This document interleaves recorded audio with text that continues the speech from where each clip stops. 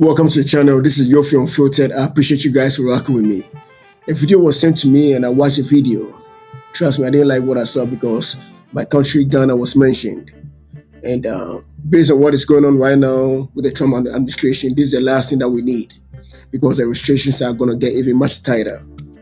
Well, let's watch the video and let's break it down. Okay, let's break this video down. Tonight, we start with an international crime ring. Stolen cars sent overseas from the Port of Virginia. And tonight, 13 News Now got an inside look at efforts to stop it. Officials with U.S. Customs and Border Protection say this year alone, agents have intercepted more than $6 million in stolen cars at the ports.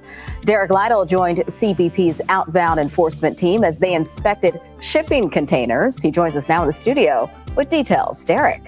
Yeah, hey, Dana. The doors were swung open and 3 cars intended to be shipped to Ghana were pulled from the container and boom, they got a hit. The team estimates more than $150,000 in stolen cars was in that container alone.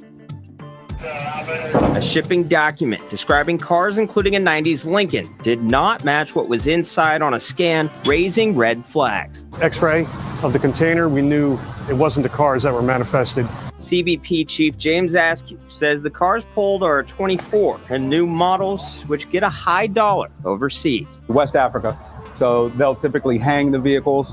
They'll try to pack as many vehicles in there as possible, and typically you can only get about 4 vehicles in there. Only up to 4 in a container, but depending on the cars, just one container alone could bring in a couple $100,000 in profit for criminal organizations that target rental car facilities or cars purchased through loans with fake names. By the time companies realize something's off, the car is long gone. Stolen off of the dealership. They're rental cars that are not being returned. They're vehicles that are being purchased through fraudulent identification, and they're being exported with a lien. A profitable portfolio for crime syndicates means extreme loss is being seen by banks with car liens, dealership owners, and rental car companies. Majority of the time we're looking for stolens. Askew says they are cracking down, but these operations are large in scale. One person may get arrested and held accountable, and a new one pops up the next day. It's a very lucrative business for these transnational organizations. As crime organization leaders get smarter with how they purchase and transport these stolen cars, the team at Customs and Border Protection says they are always ready. They're going to change. And so we track the changes, we identify the changes, and we adjust as they're adjusting.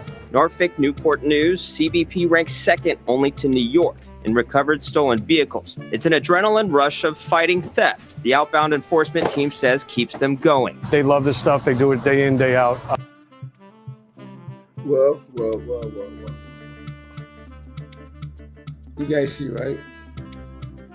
You guys see. This is not good because the current Trump administration is not playing. This right here is gonna even tighten up the restrictions even more. They go tighten up even more. Now, what happens to the innocent ones that are trying to get visas to the States? What happens to the ones that are trying to get a chance to better their lives? To do something good for them, for themselves. These fools right here, right? I pray they get caught and get locked up, man. Because this is not right. It's just a few people, right? They make their name, Ghana, seem as if when we travel to the States, this is what we do. A majority of us are hard-working people that are actually paying our bills, paying our taxes, raising our children. You know what I'm saying? Trying to save the little money that is left after paying our bills so that we can do something good with our lives. These fools, and what they do is they want to cut corners out of greed. And the sad part about all of this is that they steal these cars, send them back to Ghana. And when they get to Ghana, what they do is they flaunt around as if they actually worked hard to make their money. But one thing that I want to ask is that how come GRA does nothing about it? Ghana Revenue Authority. How come they do nothing about it? How come they don't ask these people to declare their taxes? Show how they made money. Because if that is in check, right, most of this crime is going to be curbed. You know what I'm saying? Like, it's not going to be as rampant as it is. And like I keep saying, this is really, really bad. Because once when a name start get on the airwaves like that, this administration is not playing, man. And we, the people that are innocent about all this shit, right, is not speaking up about it. Then when the ship sinks, we should have ourselves to blame.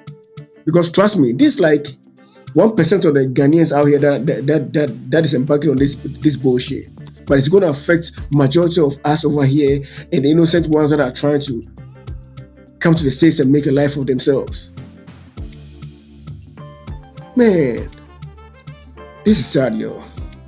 I mean, I don't know, greed, and all this flow. I mean, Charlie, what we go die go? Why these motherfuckers they stress life? It's not even that serious, man. You go Russia, then at the end of the day you go die.